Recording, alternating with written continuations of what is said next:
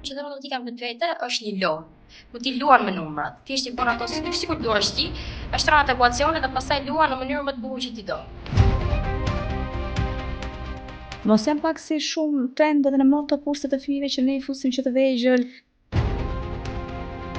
Unë mendoj që mosha më e mirë, për klasa më e mirë që ti mund të cilësh një fëmijë në kurs është nga klasa 6. I themi, sepse në klasën e 6 merren bazat matematikë dhe në vitet e lim çdo gjë është përsëritje. Thjesht thellohen gjërat, pra mund të shtohen nëse ti ke mësuar një ekuacion me një ndryshore, do vijnë do e kesh me 2 ndryshore, do e kesh pak më të gjatë, do e kesh me 2 numra më tepër, por logjika është e njëjtë.